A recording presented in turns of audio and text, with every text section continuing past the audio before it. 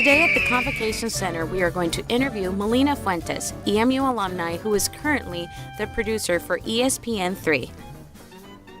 My name is Melina Fuentes, and I am the ESPN3 production manager. I am also in charge of the internship.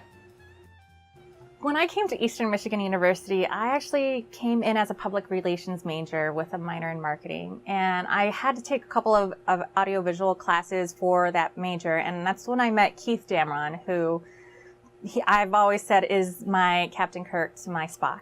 I took a couple of classes with him, and after that particular class, he just kept bugging me like, why are you not in this major? Like, you're so good at it. It just comes naturally to you. And so actually after a winter break where I was at home with my sister and talking about all the different camera angles as we were watching a movie, she just flat out said, why are you not doing this major?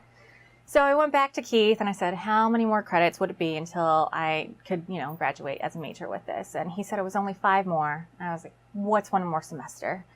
So we have positions for interns. We have the graphics, as I've mentioned, with the expression machine, where you're building in graphics. It's very technical, and basically, if you know algorithms and you know how to use an Excel spreadsheet, it's going to be a piece of cake. Next we have is our technical director position, or the switcher position that most people know about, and it's using pressing buttons, incorporating what is playing on replay, switching between the different cameras, and also between the expression as well. And then we have the replay position, which will provide any playbacks of any of the cameras and individual cameras, whether it's instant or doing what we call a rollout, which is kind of highlights of everything that's gone on so far. And with audio, it's kind of your own little room, your own entity, because you have to really be paying attention to what's going on and kind of read the director's and producer's mind also, and kind of take advantage of that chance. We have the Crossfire position, which it's really important because a Crossfire person is basically our second director. They are the ones that are controlling the ins and outs of what is going out on the arena feed, which is what is up on the Jumbotron. So they're in charge of making sure that that's getting up, and then any promotions that marketing has and any sponsorship ads that need to be going up, that is what Crossfire is in charge of. Then we have our camera guys. And then, as I said, we are doing gymnastics on these days, and those handheld people are walking around all over the place. So then we have 2 utility people, which will be cabling and uncabling, well, the cables, as they're walking around and making sure that no one's stepping on them, kind of getting people out of the way so that no one interrupts the shots that we are trying to get. For most film students, they understand that to make a show be as flawless as possible, it's all about the pre-production.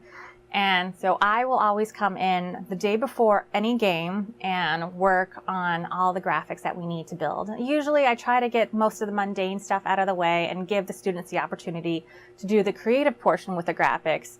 So that's usually the pre-production part that I do. I also have my right-hand guy, Eric Beeler, who is our director, and he's also our technical operations engineer, if I am saying his title correctly. And he does all of the more analytical stuff, making sure all the equipment's working properly and making sure that we don't have any glitches, which there are always a glitch every single game that we have. So that's why this job is not necessarily the least stressful job. It's actually extremely stressful, and you gotta just roll with the punches as they come along. Not to mention also working with marketing, making sure that we're trying to get their items up and making it a cohesive, because basically we're directing 2 shows at the same time. We've got the broadcast ESPN3 production, and then we've got the in-house production as well, which goes out to all the fans that are sitting out in the stadium. And then I call transmission to ESPN as well, usually an hour beforehand, and then 30 minutes before we call Verizon, who is in charge of all of our commercial breaks and making sure that we have commercial break rundowns, which are all network based. And hopefully in the future, we'll see where those will take us as well. That was our time with Melina Fuentes for today.